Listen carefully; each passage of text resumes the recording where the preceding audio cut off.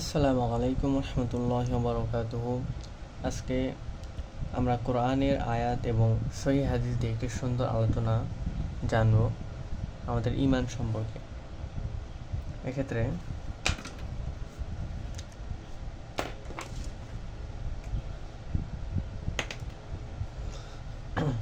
প্রথমে ঈমান তিন প্রকার: একটা তাওহীদ, একটা রিসালাত, একটা আখিরাত। এই তিনটি হলো ঈমান। এই তিনটির উপর আমাদের পরিপূর্ণ বিশ্বাস রাখতে হবে। এই তিনটির মধ্যে তিন ধরনের মানুষ হতে পারে। সেটা হলো একটা ঈমানও নাই, মানে কিছুই বিশ্বাস করে না, তাহলেও তার সকল আমল বরবাদ হয়ে যাবে। এবং ঈমান না থাকলে জান্নাতে প্রবেশ করতে পারবে না। এবং সব ঠিক আছে, একটা মৌলিক আকীদা অশুদ্ধ, সেও কাফের হয়ে যাবে, সেও আল্লাহকে অস্বীকারী হয়ে যাবে, তার সকল আমলই বরবাদ হয়ে যাবে। কিন্তু এটা হলো আকীদা বিশুদ্ধ, কিন্তু বাকি কিছু ভুল আছে, ছোট বড় কিছু ভুল আছে, কিন্তু ঈমানটা আছে, তাহলে আশা করা যায় যে সে জান্নাতে প্রবেশ করবে। এক্ষেত্রে দেখো, প্রথমে আমরা সূরা আল ইমরানের 19 নম্বর আয়াতে দেখব। এখানে আল্লাহ তাআলা বলেছেন, ইন্না দীনা ইনদাল্লাহিল ইসলাম, আল্লাহর কাছে মনোনীত ধর্ম হলো ইসলাম। এবং তারপর সূরা ইমরানের 85 নম্বর আয়াতে আল্লাহ তাআলা বলেছেন, ওমাই ইয়াবতাগি ইসলামি দীনা, এই আয়াতটা বলা আছে, মানে ইসলাম ছাড়া আল্লাহর কাছে অন্য কোনো ধর্ম বা জীবন ব্যবস্থা, দিন গ্রহণযোগ্য নয়। এরপরে 3 নম্বরে আছে সূরা বাকারার 131 নম্বর আয়াত 131 নম্বর আয়াত। ইব্রাহিম আলাইহিস সালামের একটি ঘটনা। ইব্রাহিম আলাইহিস সালামকে বললেন, ইব্রাহিম আলাইহিস সালাম তার রবকে বললেন, আমি আত্মসমর্পণ করলাম। এবং সূরা বাকারার 132 নম্বর আয়াতে আল্লাহ তাআলা বলেছেন যে মুসলমান না হওয়া পর্যন্ত তোমরা মরবা না, ইল্লা ওয়া আনতুম মুসলিমুন। সূরা হজ, এরপর সূরা হজের 78 নম্বর আয়াতে আল্লাহ তাআলা বলেছেন, মিল্লাতা আবিকুম ইব্রাহিম ওয়া সাম্মাকুমুল মুসলিমিন, ইব্রাহিম আলাইহিস সালামই আমাদের নাম দিয়েছেন মুসলিম, অর্থাৎ আত্মসমর্পণকারী জাতি। এবার সূরা কাহফের 103, 104, 105 নম্বর আয়াত আল্লাহ তাআলা বলেছেন, যারা আমলে অধিক ক্ষতিগ্রস্ত তাদের দৃষ্টান্ত দিয়েছেন। তারা কারা? যারা আমাকে বিশ্বাস করে না, আমি তাদের ওজন নির্ধারণ করবো না, তাদের ওজন আমি মেপেই দেখবো না, তাদের কোনো দাম নেই, আমি তাদের ওজন নির্ধারণ করবো না, তাদের কোনো দাম নেই। এরপর সূরা নূরের 31 নম্বর আয়াতে বলা হয়েছে, তাদের আমলের দৃষ্টান্ত হলো মরীচিকা। মরুভূমিতে দেখা যায়, এখানে মরীচিকায় অনেক কিছুই পায় না। এটা যারা মরীচিকা দ্বারা বোঝানো হচ্ছে যে মরুভূমিতে দূরে পানির মতো চিকচিক করে, মানুষ মনে করে যে ওখানে পানি আছে, কিন্তু ওখানে গিয়ে দেখে সেখানে কিছুই নেই। এটা হলো মরীচিকার উদাহরণ। আল্লাহ তাআলা বলেছেন, আমাদের দৃষ্টান্ত হলো সেই মরীচিকা। আচ্ছা, এরপর সূরা ইব্রাহিম 18 নম্বর আয়াতে বলা হয়েছে, ঈমান ছাড়া আমল শহরে অনেক ছাইয়ের মতো, যার কোনো মূল্য নেই। ধরা যাক ঝড়ে সারা গ্রামের বা সারা পৃথিবীর সকল ছাই এক জায়গায় ঢাকা হলো, খালি একটা মাঠে, সেখানে প্রচণ্ড ঝড় আসলো, ছাই থাকবে না। সেরকম তাদের আমলেরও কোনো মূল্য নেই। ঈমান ছাড়া আমল ওই ঝড়ের ছাইয়ের মতো।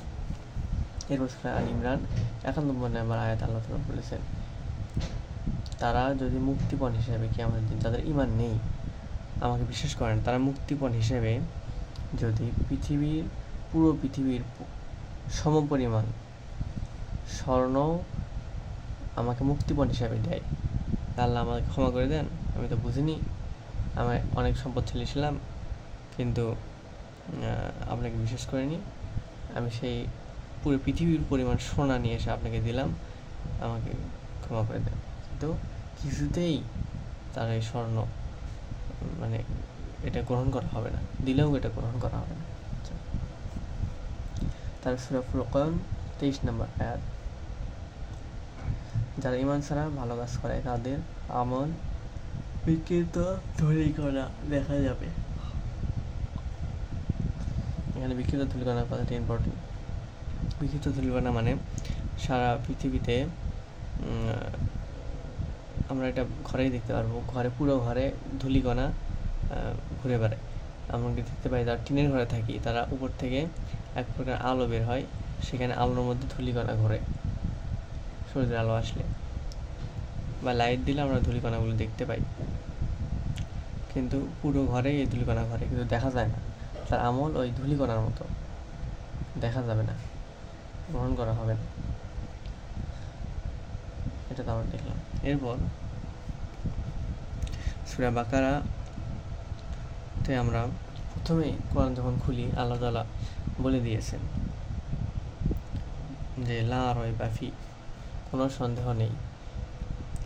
প্রথমেই বলছেন আল্লাহ তাআলা বলছে কোনো সন্দেহ নেই, একটুতে অবিশ্বাস করা যাবে না, কোনো সন্দেহই নেই কোরআন লা রাইবা। আচ্ছা, তারপরে আরেকটু গেলেন কোরআনে পড়তে পড়তে, কেউ যাওয়ার পরে দেখলেন যে আহাল্লাল্লাহু বাইআ ওয়া হাররামা রিবা, সেখানে দেখতে পেলেন ব্যবসাকে আল্লাহ হালাল করেছে, সুদকে হারাম করেছে। সেখান থেকে একটু সন্দেহ জাগলো যে এটা আবার কেমন কথা, সুদকে ব্যবসা সুদকে একই, তার মনে একটু খটকা লাগলো। ফলে তার সে কোন দলের মধ্যে চলে গেল, সব ঠিক আছে কিন্তু একটা মৌলিক আকীদা অশুদ্ধ, ফলে তার সব আমল বরবাদ। এরপরে সূরা হুদের 17 নম্বর আয়াত, আপনি এই ব্যাপারে সামান্য সন্দেহের মধ্যে থাকবেন না। রাসূলকে আল্লাহ তাআলা বলতেছেন এই কোরআন পুরোটাই হক, আপনার রবের পক্ষ থেকে এসেছে।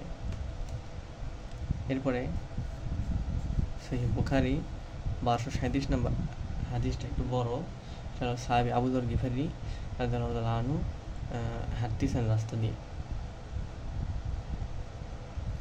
আর রাসূল সাল্লাল্লাহু আলাইহি ওয়াসাল্লামও একটু দূরে হাঁটতেছেন।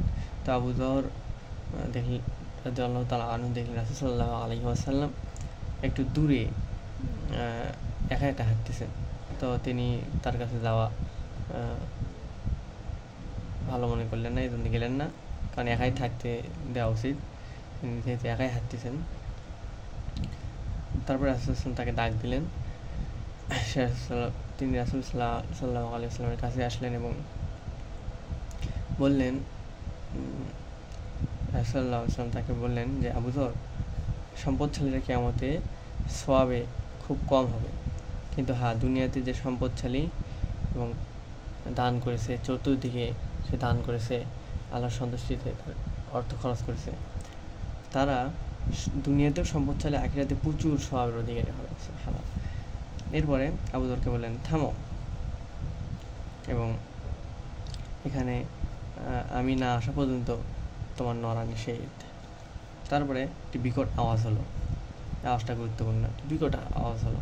রাসূল সাল্লাম বিপদে পড়লেন, এটা মনে করলো আবু যর গিফারি, যেতে বললো, কিন্তু সাল্লাল্লাহু আলাইহি ওয়াসাল্লামের কথা তার মনে হলো নড়া নিষেধ, এখানে আমি আসার আগ পর্যন্ত নড়া নিষেধ। সে তারপর সাল্লাল্লাহু আলাইহি ওয়াসাল্লাম অনেকক্ষণ পর একজনের সাথে কথা বলতে বলতে আসতেছেন মনে হচ্ছে আবু যরের, কিন্তু আবু যর রাসূল সাল্লাল্লাহু আলাইহি ওয়াসাল্লামকেই দেখতে পাচ্ছে এবং শুনতে পাচ্ছে, তাকে রাসূল সাল্লাল্লাহু আলাইহি ওয়াসাল্লামের সাথে যে কথা বলছে তাকে দেখতে পাচ্ছে না, শুনতে পাচ্ছে না। তারপর রাসূল সাল্লাল্লাহু আলাইহি ওয়াসাল্লাম বলছে যে এত খারাপ কাজ করার পরেও, চুরি করার পরেও, জিনা করার পরেও এটা আবু যর শুনতে পেল। আবু যর প্রশ্ন করলো, সাল্লাল্লাহু আলাইহি ওয়াসাল্লাম আপনি কার সাথে কথা বলতেছেন, আমার তো ধৈর্য ধরতে পারতেছেন। এখন সাল্লাল্লাহু আলাইহি ওয়াসাল্লাম তাকে বললেন, তুমি কী শুনেছ? সে বললো আওয়াজ শুনেছি, আপনার কথা বলেছি, আপনি বলেছেন জিনা করার পরেও, মানে ঘুষ খাওয়ার পরে, মানে অনেকগুলো পাপের কথা বলতেছেন, এটা করার পর ওটা করার পরেও, এটা শুনছি। এখন রাসূল সাল্লাল্লাহু আলাইহি ওয়াসাল্লাম বললেন জিবরাইল আমাকে সুসংবাদ দিল, ওটা জিবরাইল আওয়াজ ছিল, সুসংবাদ দিল শিরক ছাড়া যদি কেউ মৃত্যুবরণ করে ঈমানটা নিয়ে গেলে আশা করা যায় সে জান্নাতে দাখিল হবে। এরপর সূরা আহজাবের 40 নম্বর আয়াত, এখানে একটা অবিশ্বাস করে কিছু শ্রেণীর মানুষ, সেটা আল্লাহ তাআলা বলছেন, মা কানা মুহাম্মাদুন আবা আহাদিম মির রিজালিকুম ওয়ালাকিন রাসূলুল্লাহি ওয়া খাতামান নাবিয়্যিন। এটার কোনো ব্যাখ্যা নেই, ব্যাখ্যা ছাড়াই ওয়া খাতামান নবী, রাসূলুল্লাহ সাল্লাল্লাহু আলাইহি ওয়াসাল্লাম শেষ নবী। অনেকে ব্যাখ্যা দেয়, এটার ব্যাখ্যা আছে, কিন্তু কোনো ব্যাখ্যা ছাড়াই এটা তারা বোঝাই যাচ্ছে যে রাসূলুল্লাহ সাল্লাল্লাহু আলাইহি ওয়াসাল্লাম শেষ নবী, তারপরে কোনো নবী আসবে না। কিন্তু এ পর্যন্ত 19 জন নবী দাবি করছে, তার মধ্যে আবার 2 জন মহিলা আছে এই আয়াত থাকা সত্ত্বেও। তারপরে আবার হাদিস আছে, দেখেন সুন্দর সুন্দর হাদিস। বুখারী 3535 নম্বর হাদিস, 35। এখন রাসূলুল্লাহ সাল্লাল্লাহু আলাইহি ওয়াসাল্লাম একটি ঘরের দৃষ্টান্ত দিলেন, একটা সুন্দর ঘর, সেটা মানে দেখতে গেল, দেখতে যাওয়ার পরে ঘুরে ঘুরে দেখলো এত সুন্দর ঘর, কিন্তু ঘরে একটি ইট নাই। সেটা বলতে কি এমন কথা, একটি ইট নাই। তারপরে রাসূলুল্লাহ বললেন যে এই ঘরে আমাকে দিয়ে পূরণ করা হয়েছে এবং ঘরটি সবাই ঘুরে ঘুরে দেখতেছে, আমার মাধ্যমে ঘরের সৌন্দর্যের সমাপ্তি হয়েছে, আর কোনো জায়গায় নেই। তো এখন যে 19 জন দাবি করলো, 2 জন মহিলা দাবি করলো, এর বসাবেন কোথায়? এর বসানোর কোনো জায়গা নেই। এই জন্য রাসূলুল্লাহ কথা অনুযায়ী নবুয়তের ঈসা আলাইহিস সালামের পর যে একটি ইট রয়েছে, এই ইটটা একটি ইটই ফাঁকা ছিল, রাসূলুল্লাহ আলাইহি ওয়াসাল্লামের মাধ্যমে ইটটা পূর্ণ হয়ে গেছে, ফলে আর কোনো নবী আসার সম্ভাবনা নেই। এটাও শেষ। বা মুসলিমের 2404 নম্বর হাদিস, 2404, আলী রাদিয়াল্লাহু তাআলা আনহু হাদিস। একবার রাসূল যুদ্ধে যাওয়ার সময় আলীকে একটি মহিলাদের বাচ্চাদের দায়িত্ব দিয়ে গেলেন। আলী আর রাসূলকে বলতেছেন, আপনি যুদ্ধ করতে যাচ্ছেন আর আমাকে এখানে বাচ্চাদের দায়িত্ব দিতে যাচ্ছেন, এটা বলতেছেন। তবে এখন সাল্লাল্লাহু আলাইহি ওয়াসাল্লাম বললেন, তুমি আমার স্থলাভিষিক্ত হয়েছ, তুমি কি এটা খুশি না? তুমি আমার স্থলাভিষিক্ত হয়েছ। যেমন মুসা আলাইহিস সালাম হারুনকে স্থলাভিষিক্ত রেখে চলে গিয়েছিলেন, এটা বললো। মুসা আলাইহিস সালাম হারুনকে রেখে এক জায়গায় গিয়েছিলেন। এখন রাসূলুল্লাহ সাল্লাল্লাহু আলাইহি ওয়াসাল্লাম আলীকে রেখে, আলী রাদিয়াল্লাহু তাআলা আনহুকে রেখে চলে যাচ্ছেন যুদ্ধে। এখন তারপর বললেন, কিন্তু তুমি কিন্তু আবার নবী না, হারুন কিন্তু নবী ছিল, তুমি কিন্তু আবার নবী না। এই হাদিসে সাল্লাল্লাহু আলাইহি ওয়াসাল্লাম বলে দিয়েছেন। এর দ্বারা বুঝতে পারি সাল্লাল্লাহু আলাইহি ওয়াসাল্লাম বলেছেন, আমার পরে কোনো নবী আসবে না, নবী দরজা বন্ধ, তুমি কিন্তু আর নবী না। আচ্ছা, তিরমিজি 2272 নম্বর হাদিস। রিসালাত ও নবুয়তের ধারাবাহিকতা শেষ হয়েছে। রাসূলুল্লাহ সাল্লাল্লাহু আলাইহি ওয়াসাল্লাম বলছেন, আনা খাতামুন নাবিয়্যিন আনা নাবিয়্যা বা'দা, আমি শেষ নবী, আমার পরে কোনো নবী আসবে না। এটা এই হাদিসগুলো সরাসরি না, একটু বোঝার ক্ষেত্রে ব্যবহার করা হয়েছে। আল্লাহ আমাদের সময়কে সঠিকভাবে ইসলাম, কোরআন এবং সুন্নাহ অনুযায়ী আমল করার তৌফিক দান করুন। আমিন। আসসালামু আলাইকুম ওয়া রাহমাতুল্লাহি ওয়া বারাকাতুহু।